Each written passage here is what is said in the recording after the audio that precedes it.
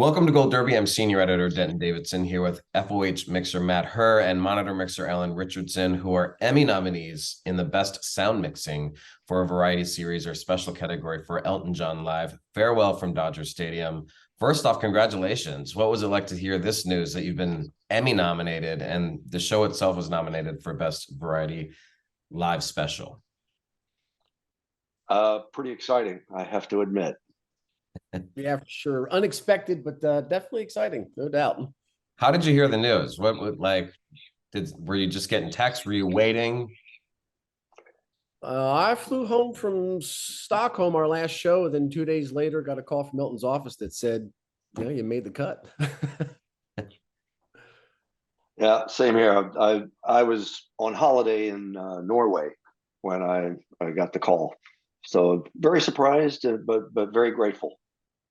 And this was the last American stop on Elton John's final tour, the Farewell Yellow Brick Road tour. How far back do each of you go with your working relationship with Elton? And how did you both land gigs like this, working with one of the biggest music legends and successful touring artists of all time? Matt, I'll start with you.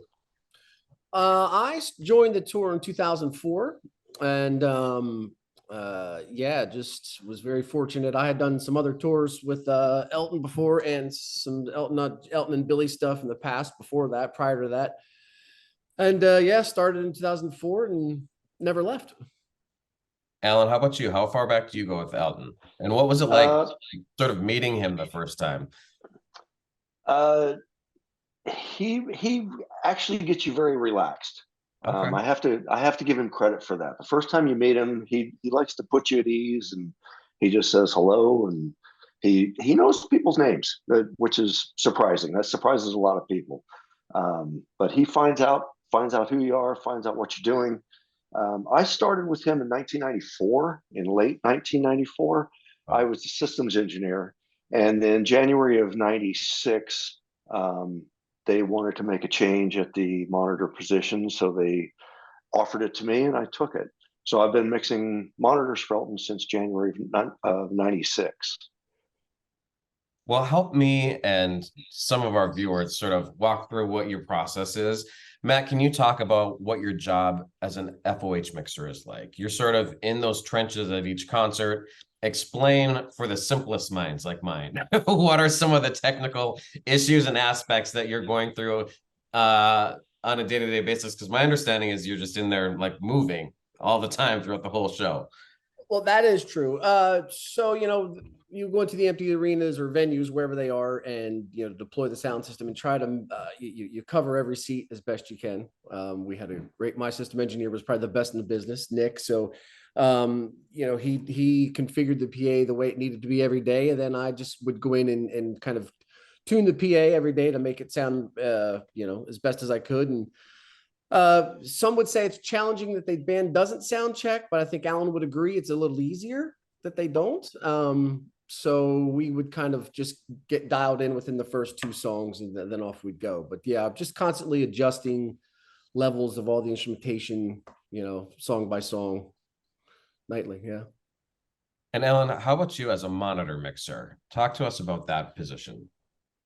They call it the hot seat for a reason. You're dealing with the artist and the band one-on-one. Everything is direct eye contact, and I'm a bit of a perfectionist, which lets me fit right in with Elton because he's a perfectionist. He knows what he wants. He knows what he wants to hear. He wants to hear it very loud, which makes my job even more interesting. But it's one of those things where after so many years, I know what he's expecting. I dial it in. Usually each afternoon I go up and listen to his wedges, tweak any frequencies that need to be done. It's just a routine that you get into. Maddie and I work really well, I have to say, when it comes to our afternoons of getting the systems ready. I know what he needs. He knows what I need. We work together. It's a hand-in-hand thing that we have going on. It has to be. Otherwise, it just becomes mayhem. So it's a challenge. different venues every day, different temperatures, humidity, it all affects the sound. But we got it dialed in after 20 years. Were both of you with him, were both of you with him at Caesars? Yes. I'm just curious, because you mentioned the different venues. Does that make it a lot more technically difficult for you to be on tour versus being at Caesars? Is like when you're at Caesars, is your equipment just there all the time? You can kind of does that make it significantly easier than changing Yes. venues every night? And Yes, what's the absolutely. difference?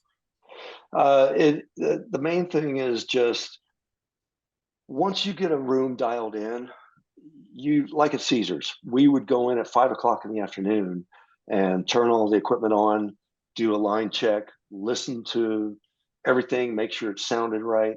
And you would be doing minor little tweaks every day. Whereas when you're changing venues, you're basically starting from scratch every day. Your reference is totally different every day when you're changing venues. Exactly. Exactly. Because there's indoor and there's outdoor and the size changes. Yeah. Yeah. Indoor, and outdoor, yeah. huge difference between doing a 18,000 seat arena and doing a 50,000 seat stadium. Outdoor stadiums, difficult. I mean, there's a lot that's involved, and this is more for Matt than it is for me. My system doesn't change. I have 4 very loud wedges at the piano, and then I have a band that thankfully is on in-ear monitors. So for me, it changes by all means, but not nearly as much as it does for Matt. What about a live streaming concerts? Is it a little more stressful, or does it change anything for you knowing that this show is not just for the people at Dodger Stadium, it's for millions of people watching on television? How is that going to sound on TV? Does that shift your mind at all, or do you just have to like go with what you know? You just have to be perfect every night, So regardless of the scenario, whether you're playing for 100,000 or 100, we approach it the same way and want to be, as best as we can be. So I personally try not to let that affect any kind of thought process. You just make it just be as perfect as you can, and you go from there. Right. That's right. Yeah, and for me as a monitor engineer, I hate feedback to begin with. And like at Dodger Stadium, when we have guest artists, they were on wedges as well. My main concern for the television broadcast was to not have feedback. That was priority number one, and making the artist happy. And fortunately, I was able to succeed in both of those. We did well. Do each of you have a favorite Elton John song or a part of the concert that you enjoyed each night the most about this particular tour? Like, what was your favorite part of this concert? My favorite bit, I would say, would have been Rocket Man. When it would drop and break down, everyone's just following Elton. So it's very organic and very free. And the best thing is he doesn't really know where he's going. He's just kind of, ad-libbing and improvising as he goes. So then everyone's just got to pay attention and follow him. So that kind of, I don't want to say it without structure, but in a sense it is just following him and just seeing how it comes out on the other side. I always thought was really, really great. Alan? For me, I enjoy the end of the show, starting with like "I'm Still Standing." I've always loved that song. I think it's a great song. It's a rocker, which I enjoy. For me, and where I sit stage left, just right at the edge of the stage, and that's so Elton and I can have eye contact. But when that song hits and the audience stands up and is really getting into it, that's why we're here. And I love it.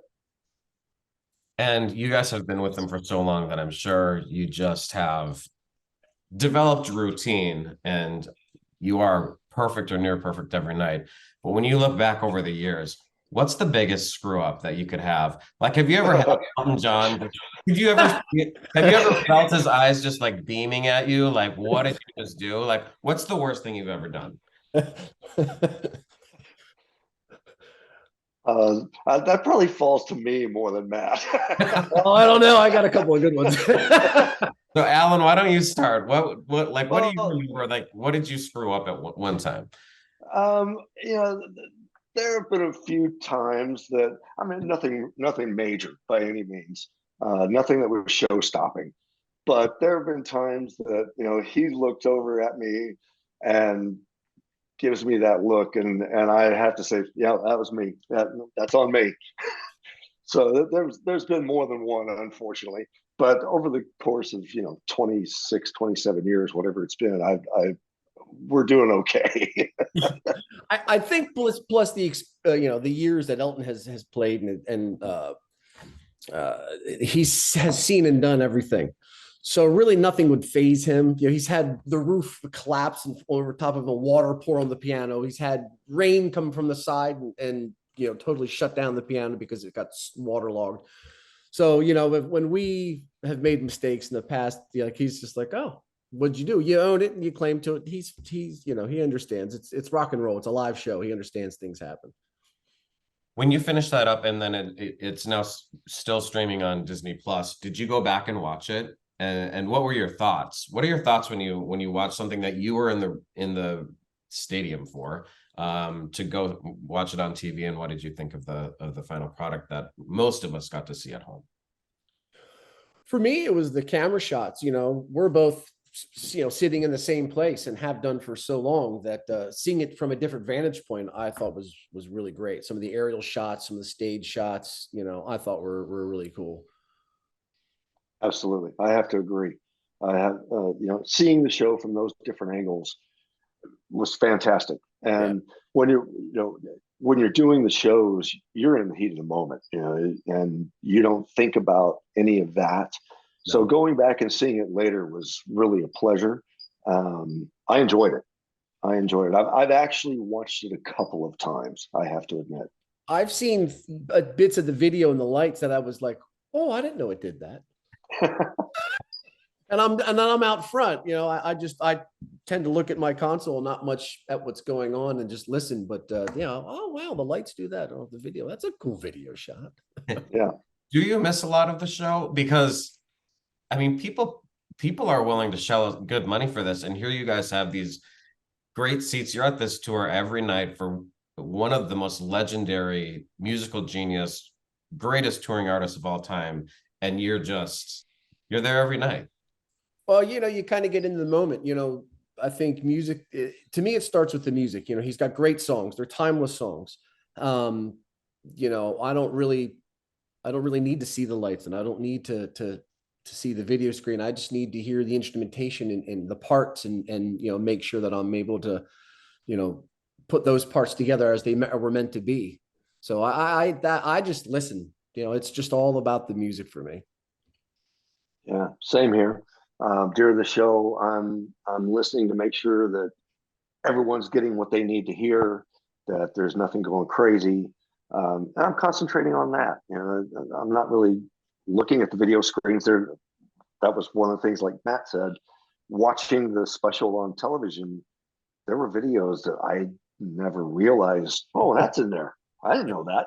Yet here I am. I sit 50 feet away from this giant screen, but I'm not looking at the screen. I'm looking at Elton. I'm looking at the band, making sure everyone's okay, and taking the occasional glance at the audience while they get up and really verify what we're there for.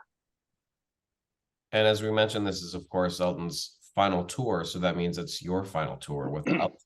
What will you each miss most about working with Elton John?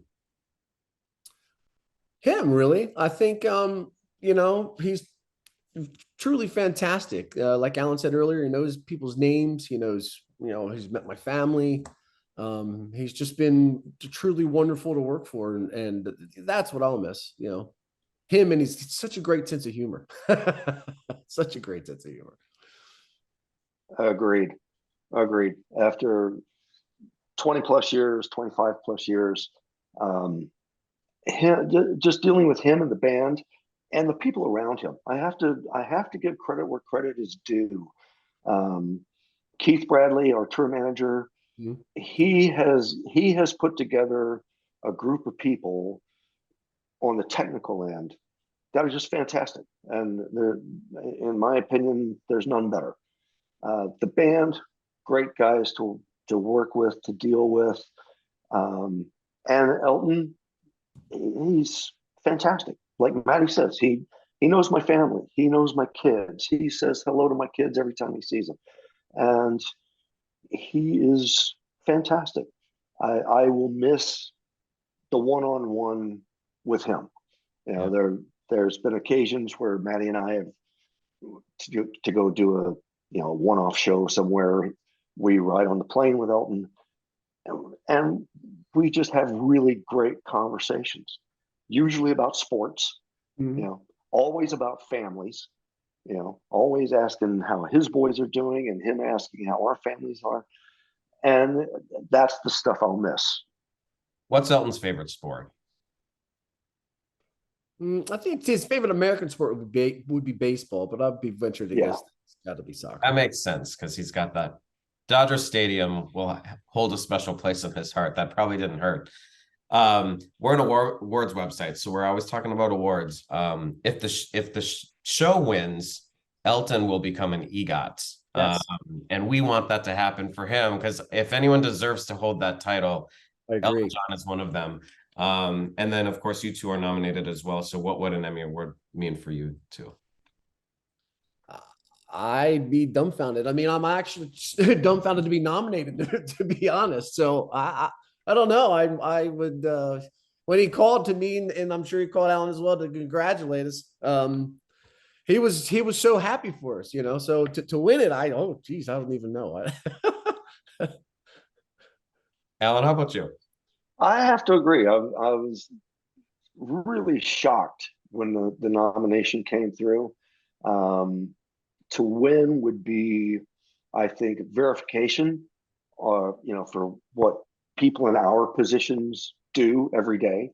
One of the things that I've thought about is I'm just doing my job. I'm doing it as well as I possibly can. Yeah. And for that to be recognized is very humbling. And I'm very grateful for it. And almost a tangible thing to have as the farewell to all of your success with Elton John and those tours. So great chatting with you. Super fun to talk about Elton John and your work on his tour. Thanks for sitting down with Gold Derby today, and best of luck at the Emmy Awards. Cheers. Thank you so much.